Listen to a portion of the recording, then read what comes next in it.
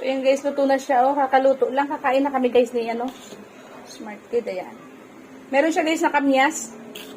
And learn from my live cooking tutorial guys. Please watch the full video guys. Ayan. Ayan. Okay, so yun, luto na siya guys. It's kainan time. Ayan, baby back ribs guys yung ginamit ko.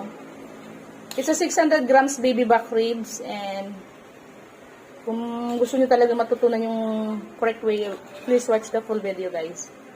Very tender yan guys kasi may discut na tayo yan guys kung paano lutuin ng ganyan. Special.